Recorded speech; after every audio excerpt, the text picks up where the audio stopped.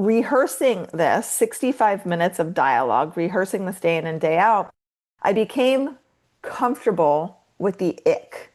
Like I started to really, okay, this happened, but it doesn't have to define me. So going through this all the time was the first stage in that healing process. A lot of other people use movement as healing, music as healing.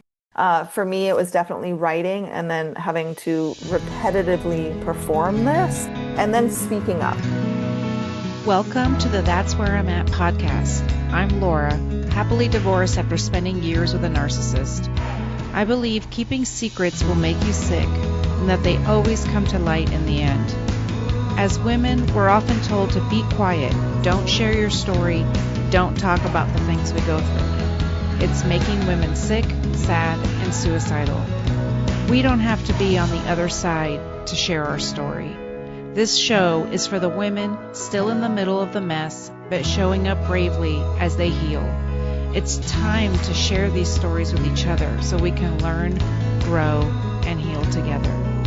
I'm Laura, and that's where I'm at.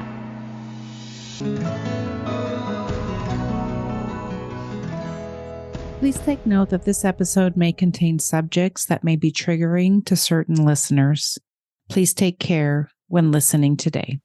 Today, I talked to Michelle Jewsbury, and you guys, she's amazing. She's the founder and CEO of Unsilenced Voices, and she works in Ghana, Sierra Leone, and in the United States. She works all over the world, helping empower survivors of pain and trauma. And she's also an internationally recognized speaker, coach, and advocate. We had a great conversation about her time with an abuser. She gave us some red flags, when the abuse started, and really what she's done since then. She's completely changed her life, and she's also changing other people's lives as well. So I'm really excited for you guys to hear this conversation. And if at the end you want to work with her, check out the show notes because it'll have her website, because she helps you tell your story either on stages or in books, things like that. So she's really great about all that. So connect with her if you feel like it would be helpful for you. So I hope you enjoy this episode. Hi, guys. Welcome back to the That's Where I'm At podcast. Today I have Michelle, and Michelle is a dynamic force in transforming personal stories into powerful narratives. And she's the founder and CEO of Unsilenced Voices, with a mission to empower survivors of pain and trauma. So, Michelle, I am so excited to talk about all of that. Welcome. Yay. Thank you so much, Laura. I'm excited to be here. It's going to be fun chit-chatting with your audience. Yes. So, my whole goal is, it didn't used to be the narcissist show, but it is now. And so it just happened. Well, a lot of people, once I started talking about it, a lot of people came out of the woodwork and wanted to talk about it. I think we need to tell our story, to get through the healing and know that we're not alone. So that's always my mission. And also to give people some hope, on their walk and their healing journey. So tell me how you got into doing what you're doing, and tell me about Unsilenced Voices. Yeah, it's a long journey. So strap in your boots right now, and then we'll go ahead and chit chat. So a little bit about me. I grew up in a small town in North Idaho. My daddy was military, moved around my whole life. Decided after I graduated high school that I wanted to be an actress. So I packed my bags and I drove from North Idaho all the way down to Hollywood, California. Wow. And started starring in plays and films and doing all the fun stuff. I thought I was on my way to stardom. I was a little naive, but it was a lot of fun. While I was there, I ended up meeting somebody who I thought was my Prince Charming. Unfortunately, this somebody turned out to be a very, very violent monster. And first time I experienced physical violence from him was only 4 months into our relationship. And I had stayed for well over 4 years. And I'm sure we'll get into all of that. Yeah. And I actually, before you go on, I do kind of want to talk about that. If you want to talk about it later, you can. But like the Prince Charming thing it's very typical. That's why I named my book Married to a Nice Guy. He was so nice and all that stuff. And sometimes women find out on their honeymoon that they're a different person, all the things. They turn into the monster on their honeymoon. So what did you see before you saw the physical violence in 4 months in? Lots of controlling. So I call my abuser, his name is Paul. Okay. So there was not just the control, but it was the manipulation, Yeah. the Jekyll and Hyde, the making me believe that I remember things differently, Yeah. gaslighting me. Yeah. However, in the very beginning, it was kind of sweet and Yeah. cute in the Yeah. beginning. You Yeah. know, he's like, "Oh, I want to carry all the credit cards. You don't need to carry a purse." He wanted to order my drinks and my food whenever we went out. And I was like, "Oh, Yeah. this is kind of cute, right?" Yeah. He wanted to move the relationship too quickly. So he wanted me to move in with him Hmm. like 3 months, 4 months into our relationship, which is really, really fast. I'm in Yeah. a relationship now for 6 months and moving in with him right now. I'm like, I don't know about that, Right. maybe. Well, and I Um, think people need to hear that because I talk about this all the time. Like we've been societalized with the fairy tales and it's a yeah, whirlwind and Disney and all that. And I'm like, oh, I love Disney, but geez, Disney, we're so like every princess is gaslit and everything. But the moving too fast, that's what I tell people. I'm like, slow down. You got to yeah. slow down so that you can see what's going Process. on. I mean, it's Yeah. not always like this though. So Yeah. I'm in a very loving relationship That's right now. I awesome. finally I'm aging myself, and this could be even older now. You could be watching this 3 years after it airs. But Right. at the time of this recording, I'm 42 years old. I've never been married. I don't have children, and I Uh-huh. just finally found my Prince Charming, my Well, actual amazing man. So those yeah. of you who are listening out there who've Yeah. been through different relationships, who have had horrible marriages or Mhm. narcissistic abusers in your life, there is hope. There is definitely a positive from this. However, it's a lot of learning that you have to do and a lot of Yeah. unlearning. I was just about to say an unlearning that we have to do of all the things that we've been taught. And those things that you were saying at the beginning of your relationship, yeah, it's all controlling. But at the time, it sounds like, oh, he's so sweet. He's taking care of me. And then Hmm. it becomes sort of isolating because you don't need to carry the credit cards. You don't need to do those things. Yeah. And now you're financially dependent or you don't have access to anything. So now it's isolating. Okay. So tell me more about this story. What happened? So did something happen in particular? Well, I would guess yes. But 4 months in, all of a sudden something happens. And was Yeah, there, well, 4 months in, he pushed me so hard against the wall that my head went through it. oh And I my didn't gosh. realize that this was the beginning stages of domestic violence. I never grew up with DV at all. Yeah. I had no Yeah. idea what I was facing. So I remember he pushed me and I stepped forward and I looked behind me at the hole in the wall. And I Yeah. was like, I need to patch this. I didn't think I need to run away. I didn't think I was in danger. I Yeah. was like, I need to patch this. So I did. And I ended up staying with him. And I'm sure we'll get into more of this. Yeah. But it's interesting when I finally escaped the situation, I just started documenting my story. And in that Mhm. documentation, my play came out. So I wrote and performed a 65-minute solo Oh, play called But I Love Him about my experience. I love that. And then that translated directly into my book, my memoir, which is But I Love Him, which I published in 2019.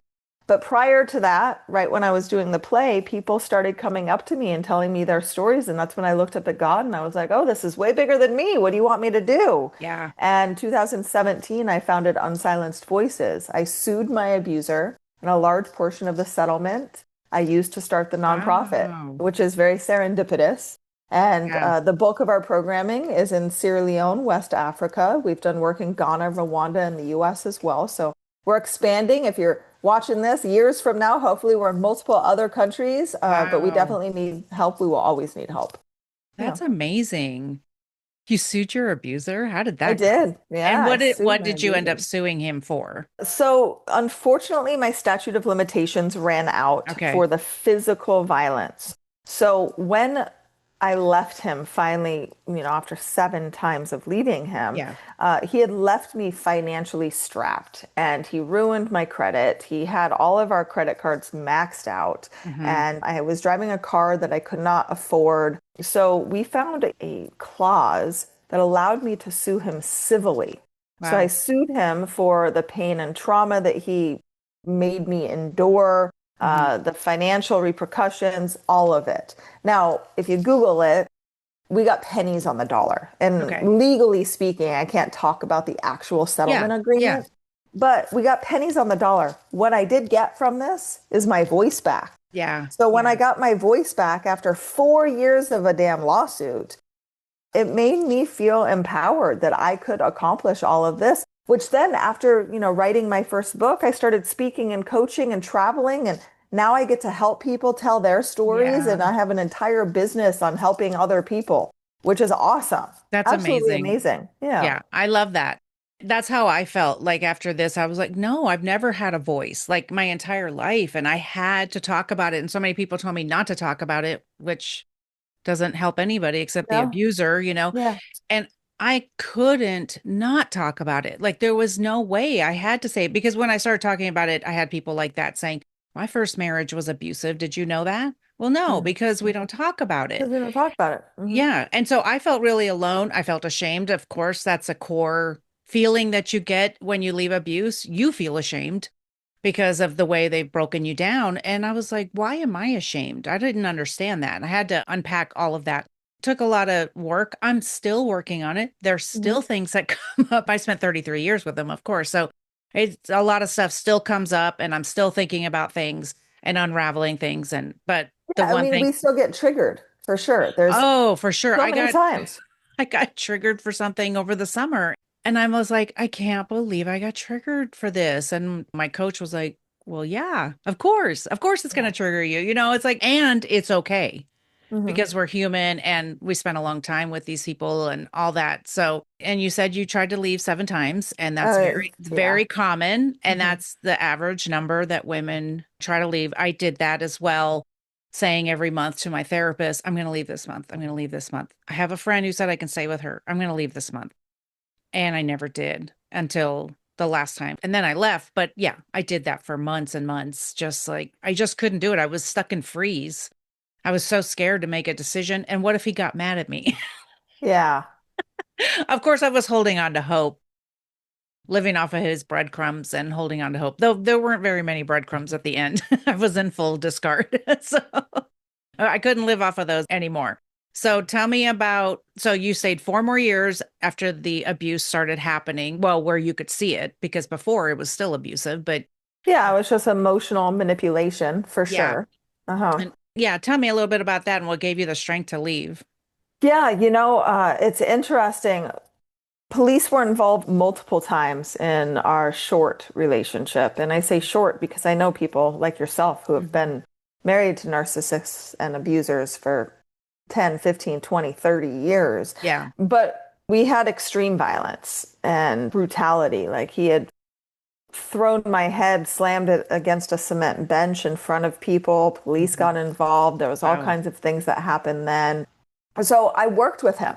I Wow. literally didn't want to turn him in back Mhm. then because that's where my mindset was. And this Yeah. is something that happens a lot. Yeah. And so we went to therapy and we tried to work things out. And he went 1 full year without physically harming me, Oh. which was something huge. And then I Mhm. found out that he was having affairs on me. Oh, And okay. once I found out about the affairs, it was just this like, I allowed myself to stay in this relationship where I was physically assaulted, sexually assaulted, Mhm. emotionally manipulated, Mhm. financially abused.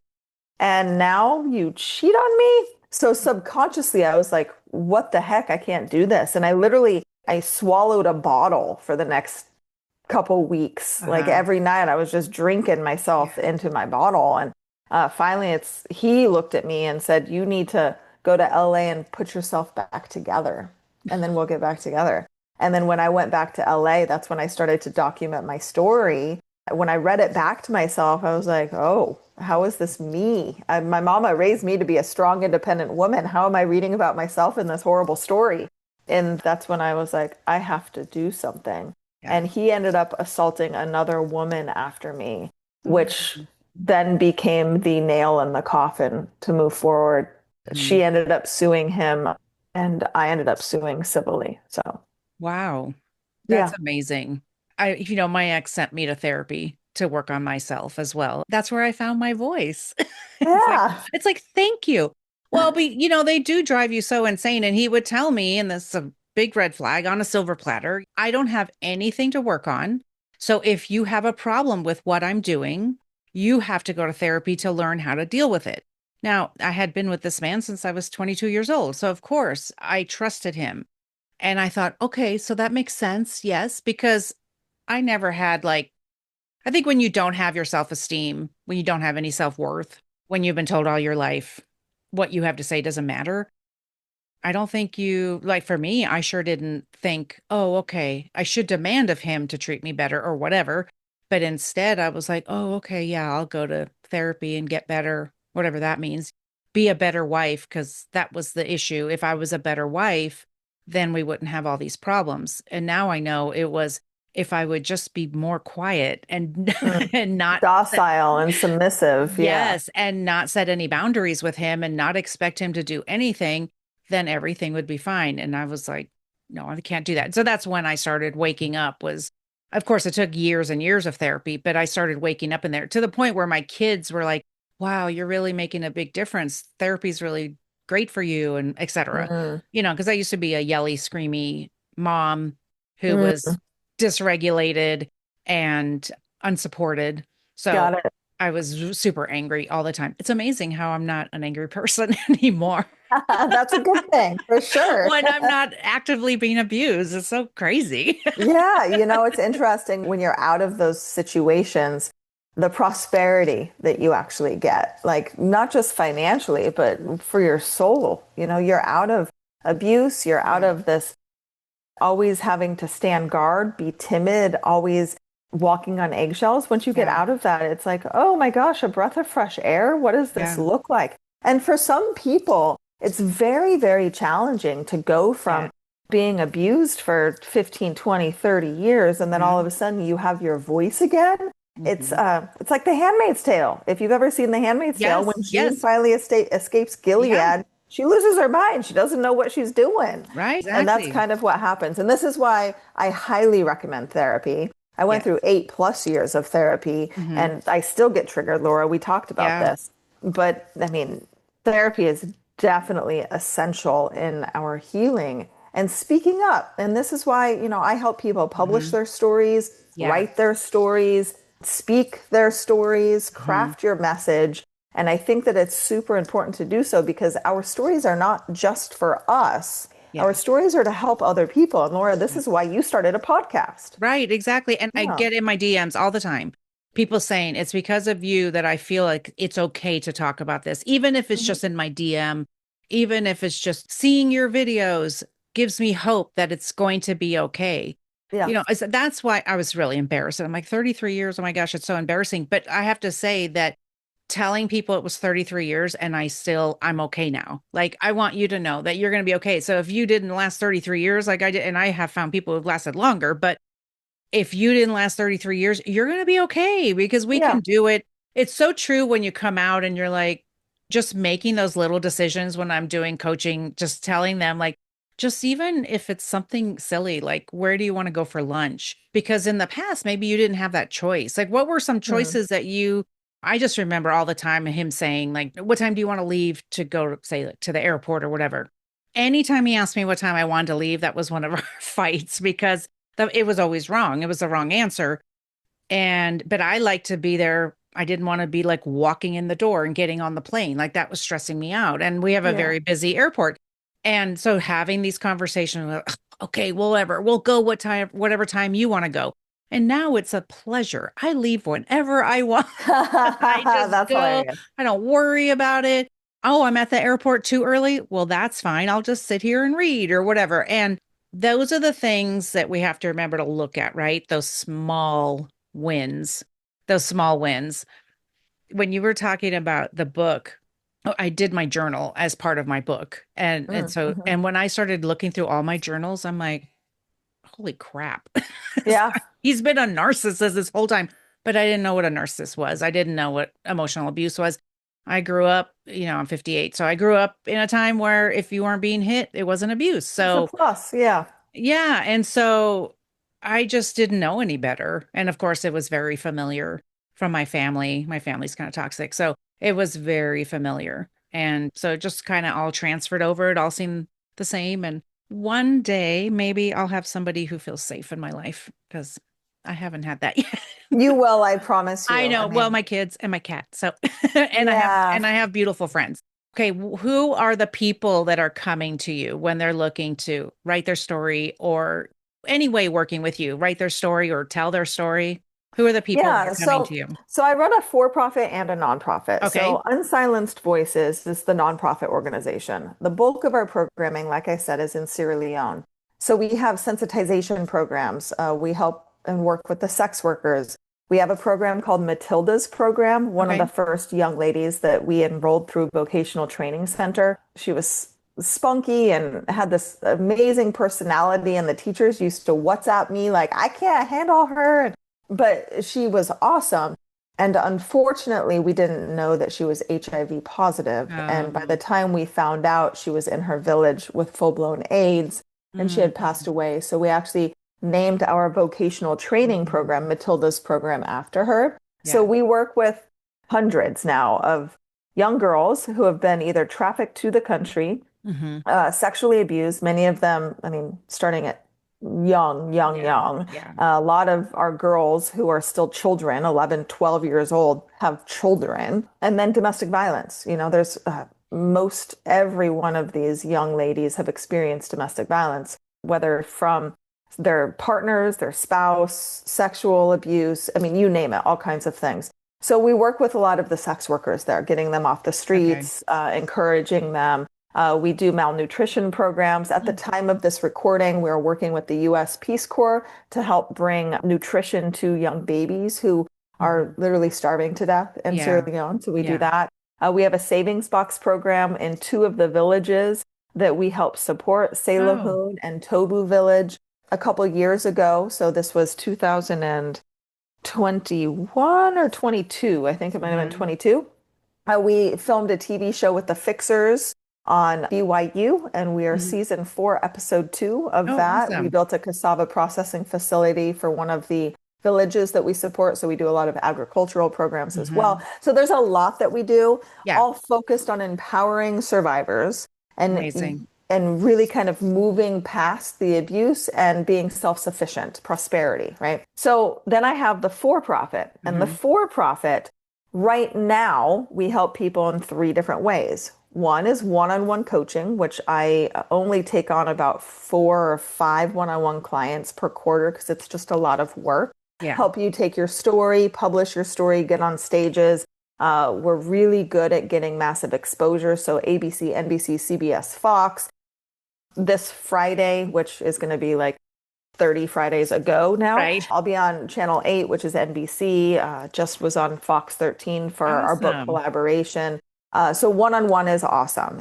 We teach Legacy Camp, which is a 12-week group coaching program to Hmm. help people tell their stories through book publishing, speaking, and creating courses. And then we have a book collaboration project called Breaking the Silence. Hmm. This is where a lot of survivors want to tell their stories, Yeah. whether you're a survivor of sexual violence, disease, depression, anxiety, domestic violence, human trafficking. This is where a lot of these individuals, both men and women, come and tell their stories of how they Hmm. overcame adversity and then use their stories to create businesses, create awareness, whatever that looks like. And Wow. we have 1 to 2 of these books published every single year, up to 20 authors in each book.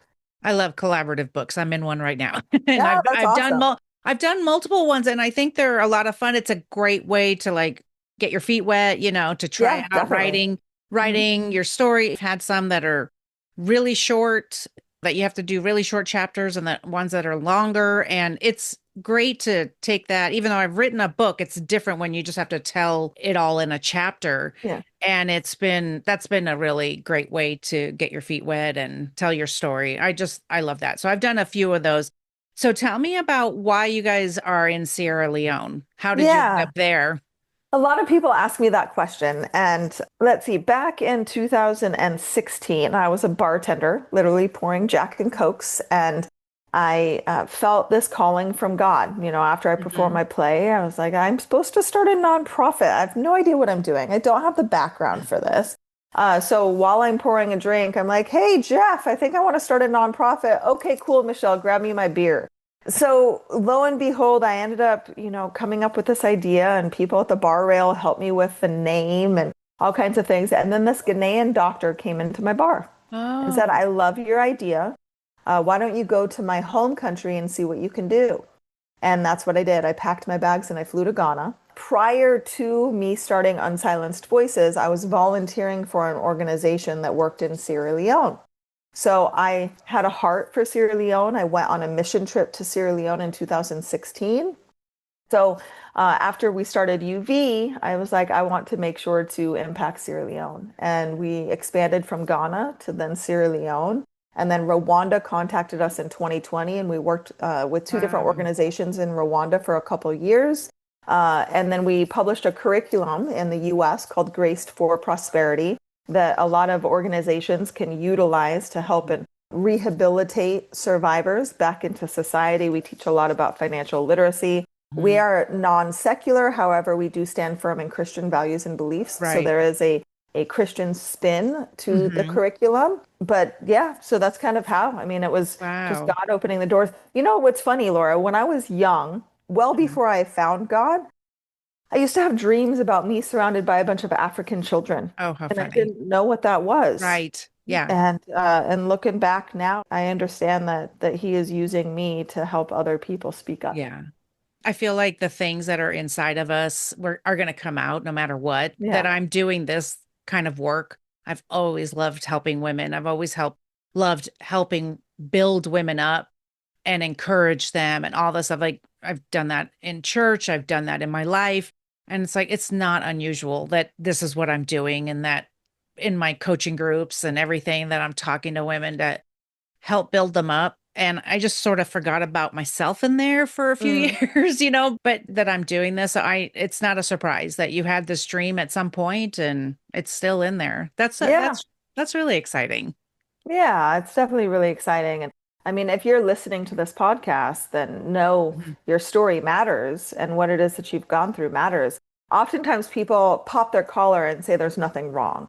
And Yeah. then there's also the other side where they admit that there's something wrong, but they don't think that it's good enough to do anything with. I Right. will tell you, if you stay silent, you are actually allowing other people to continue enduring things because you are now silent. Yes. Yes. And what I mean by that is if you don't speak up, then they don't know how to get out.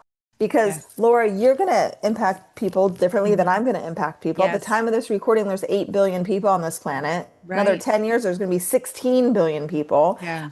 So there's so many individuals. Not everybody's going to resonate with you or me. So Yeah. it's up to you as the audience members to Mhm. speak up, to tell your story, to really not shy away from what you've experienced. Be authentic, be trustworthy, be honest, be transparent, especially from Yes. stage. Yeah, you're one story away from changing somebody's life. Just Hmm. you sharing your story. You just never know how it's going to impact. I really started out just being petty and talking about my story. And then it kind of, changed into all that it is now. And I love when I get the feedback. Thank you so much for sharing this. Now I feel like I can move forward and I feel better and all those things. That to me is encouraging because I forget because I feel like I'm talking into the void, but all those things. I was going to ask you about your healing journey. I know you said you did therapy. Give me some ideas of what you've done and maybe that would be helpful for others.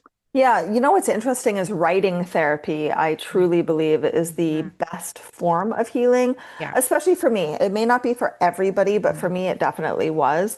When I wrote my play and Mhm. started rehearsing my play, literally beating myself up on stage, this was a solo play. I played over 14 different characters, including my abuser. So I Yeah. literally had a rape scene that I did in this Okay. solo play. Wow. Interesting. So rehearsing this 65 minutes of dialogue, rehearsing this day in and day out, I became comfortable with the ick. Like I started Yeah. to really, okay, this happened, but it doesn't have to define me. So going through this all the time was the first stage in that healing process. A lot of other people use movement as healing, Yeah. music as healing. For me, it was definitely writing and then having to repetitively perform this and then speaking up. When I started speaking, I remember I went Facebook Live before Facebook Live was cool. So this was pre-COVID. This was well before, all the Zooms and the Zoom hopping and Yes. Yeah. yeah. So I hit live on Facebook and I was trembling. I was sweating in places I didn't think could sweat.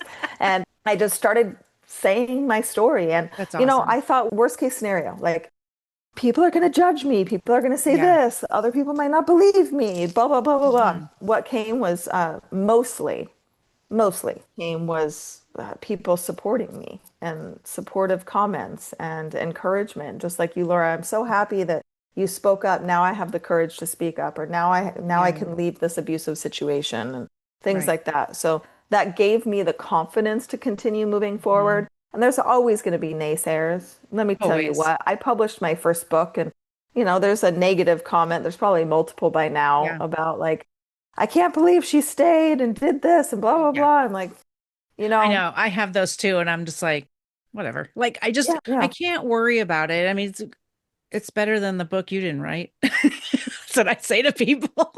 I like that. I'm going to steal that one, Laura. Go ahead. It's your new tagline for your author Oh my coaching. gosh.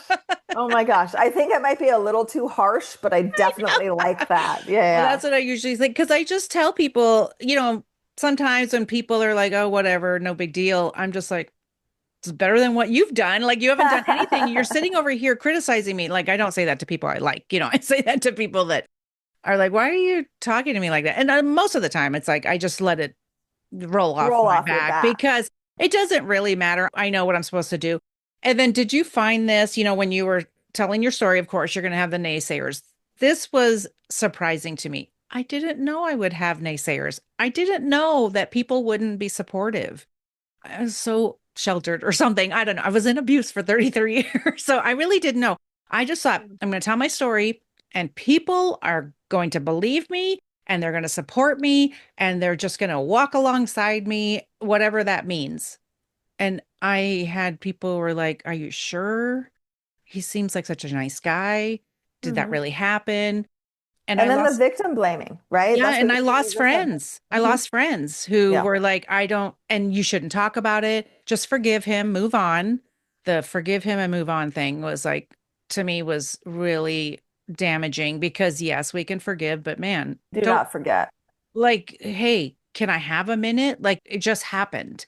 Not Hmm. to mention being re-victimized once I figured out like what he was doing, all the cheating and all the lies. I started to unravel it all and I was like re-victimized all over again and starting to understand that. And for people saying like, just forgive him, move on, don't talk about it. It was weird to me. I didn't understand that. What did you find as far as like people around you and supportive wise? So this is I think a two-phase answer. So the Okay. first one is when you're in the midst of abuse. Yeah. I'm talking to those individuals that have friends who are in abusive situations that Yeah. tell their friends, hey, get out. We see this. You need to leave. Yeah. Constantly, you're telling them. And Yeah. eventually, there's a lot of those friends who are like, they're not listening. They close their doors. So Hmm. if you're out there and you're hearing this and you have Yeah. friends experiencing this, keep your door open because Yes. eventually they're going Yes. to have the strength to leave and they're going to need you then. Yes. They're not going to listen to you right away. And that's what it is. This is where I lost a lot of friends is a Yeah. lot of my friends saw this. I mean, I used to cover bruises up. I used to Right. wear hats all the time, turtlenecks, long sleeve shirts in the Hmm. middle of summer in California. It's 90 Yeah. degree weather outside. I fall a lot. I used to lie, right? But I had bruises all over Hmm. me. And all of my friends could see this. Hmm. And they kept telling me, why are you doing this? You need to leave. He's doing, oh no, he's not doing anything, right? I Right. would lie. Right. But eventually I reached a point where I had the strength, the courage to break free. And at that moment, oftentimes those doors were closed and they were closed Yeah. tight. So I lost friends then. Now, looking back afterwards, Yeah. you will have the naysayers and you will have people who don't support you. Yeah. But those who do support you, grip onto those people Hmm. because you want to surround yourself with individuals who uplift you, who support you. So I'm talking to survivors now, right? Hmm. So if you escape and the your Uncle Joe or your Aunt Sue or your neighbor down the street telling you that, oh, he was such a good guy or she was such a good girl. You don't want to say any of this. Keep it all in the Mhm. family. Nobody needs to know. Yeah. They don't need to know. You don't need Right. to talk to them, Right. right? Right. So move on. Find people who are more Yes. supportive of you to help you speak the truth. Because it is only through, in my opinion, speaking and writing that Yeah. we really can change the dynamic of how the society is ran. I mean, I do a lot of work in Africa and especially in Sierra Leone and Ghana. When abuse happens, they think of it as a family matter and they Okay. don't want you to go around talking about the abuse. Mm. And, I'm kind of a disruptor. So going into Sierra Leone, I'm like, no, ladies, let's talk about it. Yeah. So one of the things that we did was we started having the sensitization meetings, not just with women, but men there too. And Yeah. at first it was like this fight, and I didn't speak the language. So I just lots of loud talking, both Yeah. sides. Eventually, it was like, oh, I didn't know I wasn't supposed to do that. It's a cultural thing, Oh, okay. right? So there's Right. that aspect as well. But, be supportive. Find people who are supportive of who you are. There's organizations, there's, social media. There's so much now. We are a digital economy, Yeah. global digital economy. You can Yeah. find somebody. Yeah. Yeah, and you can't find them unless you're talking about it somehow. Look, you don't have to do a podcast. You don't have to go live on Facebook. You don't have to do any of those things. But I just remember even talking to certain friends who were like, oh, okay. Like you could tell they weren't comfortable or they didn't want to talk about it or they didn't know how to process it. So those weren't my people. Those Yeah. weren't the people I was Mhm. going to have those conversations with. I have other friends who are like, hey, my first marriage was abusive. I'm willing to talk about everything. Yeah. What Yeah. do you, and thank God for the friends who said, you are going to be okay. Like where I couldn't even get out of bed. I couldn't stop crying. I couldn't function as a human. Even though I was happy I left, of course, you're still going to grieve. And then when I Yeah. started being re-victimized with everything he had done and everything he was doing currently, it was so hard. And thank God for my friends who were like, you're going to be okay. It may not feel like it, but you're going to be okay. And so that's what we have to tell people every day is Yeah. you will be okay. That is for sure. Well, that seems like a good place to stop, Michelle. Okay. I love that. I do want to add one thing, Yes, I right? was going to say yes. Yeah, so the you'll be okay. I always end podcast interviews the same way. So if you've listened to me in a different podcast, you're going to hear this again, but I truly believe that you have to keep going. And there's a Yeah. movie called Finding Nemo, and in that movie Mhm. there's a fish named Dory, and Yes. Dory is kind of an airhead. And Dory forgets things after 10 seconds, forgets where she's Mhm. going, forgets what she's doing. Yes. But the one thing she sings to herself is just keep swimming. Just keep Yes. swimming, just keep swimming. I'm not musically inclined, so I'm not actually going to sing this for you. However, if you're out there, if you feel trapped, if you are stuck, if you've escaped and you're still in this turmoil of why didn't it work, I want you to know to just keep swimming. Keep putting one Yes. foot in front of the other. Don't give up. Do Yeah. not give up because it will get better. I promise you that. I love that. It's so true. You have to keep going. I always say, if you're walking through hell, keep going. Yeah, You definitely. know? Definitely Right. keep going. Yes, No, I love it. Yes, just keep swimming. Yeah, it's better. It keeps getting better for sure. it does. It does. And if you're interested, of course, in sharing your story even more or learning Yeah. more about Unsilenced Voices, please go to michellejewsbury.com, Michelle with two L's and an E, and Mhm. Jewsbury is JEWSBURY.com. You can also go to unsilencedvoices.org to find more information about the organization. And we'll put everything in the show notes in case anyone wants to connect with you. So Perfect. thank you so much for being Thanks, Laura. here. And guys, yes, please connect with Michelle. And if anything resonated with you today, please share it and push all the buttons on Apple and Spotify so that podcast land knows you love us. You got to hit those stars so they'll let us keep doing this work. Michelle, thanks so much for being here. I really appreciate it. Thank you so much, Laura. Thank you for joining me today on the That's Where I'm At podcast. Did the story today resonate with you? Do you think others would benefit from hearing the stories we are telling? Please go to Apple or Spotify right now to leave a review so everyone in podcast land will know you love the show. We want to continue sharing stories of hope and healing. I'll be back next time. I'll talk to you then.